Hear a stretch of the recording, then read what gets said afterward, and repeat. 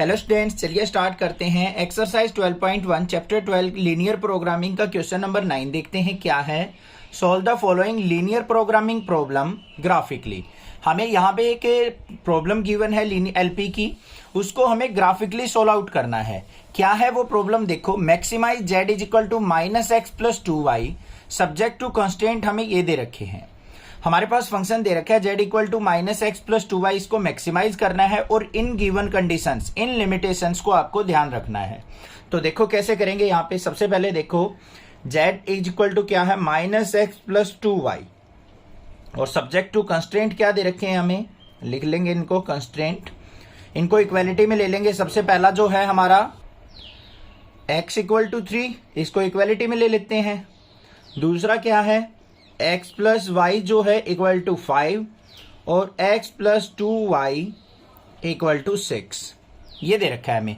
और y greater than equal to 0 मतलब positive की तरफ आएगा हमारा ग्राफ। अब इसकी हमें क्या करना है, टेबल बनानी पड़ेगी। यहाँ पे टेबल बना लेते हैं इनको ड्रॉ करने के लिए।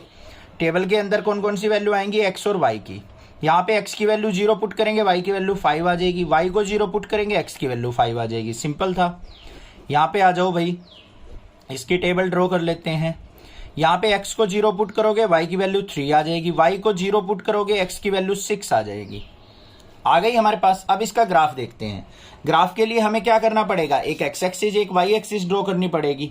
तो ये हो गई हमारी y एक्सिस इस तरीके से वर्टिकली, ये हो गई। एक हम ड्रॉ कर लेते हैं x एक्सिस, तो ये x एक्सिस हो गई हमारे पास। इसकी यहाँ पे मार्किंग कर लेते हैं। तो इस तरीके से मार्किंग हो जाएगी 1 2 3, इक्वल डिस्टेंस पे ही लगाना इसको। 4 5 6 7 तक कर ली हमने। ऐसे ही वर्टिकली कर लेते हैं हम। यहाँ पे ये हो जाएगी हमारी 1 2 3 4 5 तक। ठीक है, y एक्सिस पे मैक्सिमम वैल्यू 5 ही है, x पे 6 है, तो ये कर ली हमने मार्किंग। इसकी नंबरिंग कर लेते हैं 1 2 3 4 5 6 7। यहाँ पे 1 2 3 4 5। अब देखो इसको अगर मैं ड्रॉ करूं, x की वैल्यू 0 y की वैल्यू 5, ये पॉइंट हो गया हमारा। x 0 कौन सी पे एक्सिस पे होता है हमारा, y एक्सिस के ऊपर होता है हमारा। कौन सी एक्सिस पे होता है, y पे। और y 0 x एक्सिस पे होता है। तो ये 5,0 कहाँ पे आ जाएगा, ये पॉइंट आ जाएगा। इन दोनों पॉइंट को हम क्या कर लेंगे, आपस में ज्वाइन कर लेंगे। तो इन दोनों पॉइंट को करते हैं हम ज्वाइन। ये मिला लिए हमने दोनों पॉइंट। तो हमारे पास ये कौन सी लाइन आ गई, ये ध्यान से देखो, x plus y equal to 5 की। दूसरा क्या है यहाँ पे x0 y3, ये पॉइंट हो गया।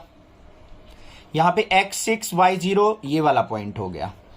इन दोनों पॉइंट को आपस में ज्वाइन कर लो बच्चों। ये पॉइंट हमने यहाँ पे ज्वाइन कर लिए। इतनी बात भी क्लियर हो गई होगी। अब उससे आगे देखो, ये वाली लाइन कौन सी हमारी, x plus 2y equal to 6 की। लिखते चलेंगे ऐसे साथ में। आगे क्या दे रखा है, x इक्वल टू 3, ये पॉइंट हो गया हमारा। एक स्ट्रेट लाइन ड्रॉ कर लेंगे हम x इक्वल टू 3 की। तो ये हमारी x इक्वल टू 3 हो गई। इतनी बात क्लियर है ना, कोई प्रॉब्लम नहीं होनी चाहिए। ठीक है, अब बात आती है कॉमन रीजन की। यहाँ पे कॉमन रीजन कैसे निकले, यहाँ पे देखो ऊपर वाली लाइन ये है, तो ये पॉइंट ऑफ इंटरसेक्शन देखते हैं हम क्या है। ये पॉइंट ऑफ इंटरसेक्शन क्या होगा, x इक्वल टू 3 पुट कर देंगे इस वाली इक्वेशन में। x plus y equal to 5 था, तो यहाँ पे x इक्वल टू 3 पुट कर दिया। 3 प्लस वाई इक्वल टू 5 और y इज इक्वल टू क्या आ जाएगा, 5 माइनस 3 मतलब y इज इक्वल टू 2।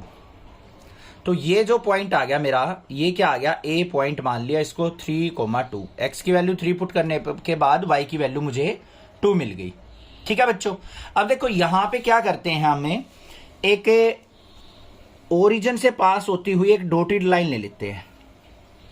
क्या ले लेते हैं, ओरिजिन से पास होती हुई एक डॉटेड लाइन। ये इमेजिनरी लाइन है, हमने अपने पास से ली है। ये ऐसे पास होगी इस पॉइंट से। अब देखो यहां पे क्या दे रखा था, हमारा जो x है ग्रेटर देन इक्वल टू 3 दे रखा था और y greater than equal to 0। इस कंडीशन पे अगर मैं ध्यान दूं तो भाई राइट साइड में हमारा जो ग्राफ प्लॉट होगा, x greater than equal to 3 पे अगर मैं फोकस करूं तो x greater than equal to 3 में ये देखो, ये जो लाइन जा रही है हमारी, इससे ऊपर ग्राफ प्लॉट होगा या नीचे होगा, ये चीज देखने की बात है। x greater than equal to 3 में। तो इसके लिए आपको क्या करना पड़ेगा, यहां पे मान लो इस लाइन के ऊपर कोई भी पॉइंट ले लिया आपने, यहां से ऊपर यहां पे कोई भी पॉइंट आ जाएगा, x की value 4 greater than equal to 3 हो गई, मतलब ट्रू एरिया हो गया। तो यहां पे हमारा शेडेड रीजन हो जाएगा, x greater than equal to 3 में ये एरिया कवर करेगा ये। इसमें आ जाओ, x plus y greater than equal to 5, ये वाली लाइन थी, इससे ऊपर का एरिया, ये सारा एरिया होगा इस तरफ का, ये ऐसे चलेगा पूरा एरिया, तो ये एरिया भी आ जाएगा। तो मतलब ये एरिया इस लाइन में भी कवर कर दिया। दूसरा आ जाओ, x plus 2y greater than equal to 6, तो इसमें भी ऊपर की तरफ एरिया लिया जाएगा हमारा, तो ये भी क्या करेगा, इसी एरिया में जाके कॉमन रीजन दे देगा। तो ये आ गया मेरे पास कॉमन रीजन। अब बच्चों ध्यान से देखो, हमारे पास यहां पे ये तो कौन सी लाइन है, x इक्वल टू 3 की लाइन है, ये क्या आ गया हमारा अनबाउंडेड रीजन। कौन सा रीजन आया है, अनबाउंडेड, मतलब कहीं तक भी चला जाएगा, इनफाइनाइट तक। कोई आपको पर्टिकुलर पॉइंट दिखाई नहीं दे रहे कि किस वैल्यू पे, किस पॉइंट पे हम क्या निकाले, यहां पे कोई भी अपनी मैक्सिमम या मिनिमम वैल्यू निकालने, कोई पॉइंट ही नहीं है हमारे पास यहां पे। तो यहां पे क्या हो जाएगा, फिजिबल रीजन क्या है, अनबाउंडेड लिखेंगे यहां पे, फिजिबल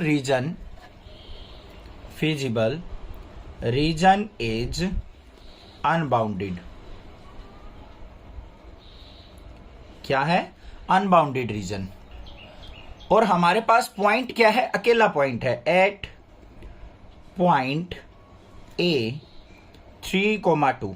इस पॉइंट पे देखो हमारा z क्या वैल्यू देगा, z इज इक्वल टू क्या था, -x प्लस 2y। बच्चों पुट करो यहाँ पे, तो z इज इक्वल टू क्या आ गया, माइनस का 3 प्लस में 2 मल्टीप्लाई 2, तो z इज इक्वल टू क्या आ जाएगा 1, 2 2 जा 4 में से 3 गया 1 आ गया।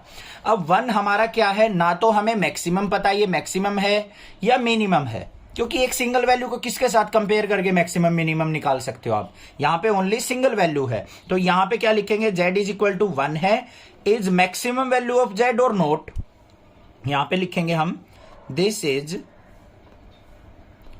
मैक्सिमम वैल्यू और नोट। सो यहां पे क्या लिख देंगे, there is no maximum value of z, so there is no maximum value of z। तो 1 का तो हमें पता नहीं है मैक्सिमम है या मिनिमम है, एग्जैक्टली तो हमें नहीं पता लगा यहां पे, तो हम लास्ट में लिख देंगे कि यहां पे मैक्सिमम वैल्यू ऑफ z नहीं है। ऐसे ही मिनिमम पूछा होता उस केस में भी ऐसा ही होता, क्योंकि एक सिंगल वैल्यू को हम किसी के साथ कंपेयर ही नहीं कर सकते, तो उसको मैक्सिमम मिनिमम हम कैसे डिसाइड कर दें, अपने पास से तो कर नहीं सकते कि 1 को मैक्सिमम मान लू सर, 1 को मिनिमम मान लू, ऐसा नहीं हो सकता। तो एक पर्टिकुलर वैल्यू को हम किसी से कंपेयर नहीं करेंगे, उसको हम लिख देंगे कि इसकी मैक्सिमम मिनिमम वैल्यू कोई भी पॉसिबल नहीं है। क्लियर हो गया क्वेश्चन, समझ में आ गया? कोई भी दिक्कत लगे आप मुझसे पूछिए, अदरवाइज चैनल को सब्सक्राइब कीजिए, लाइक कीजिए और शेयर कीजिए। Thank you students for watching next classes video.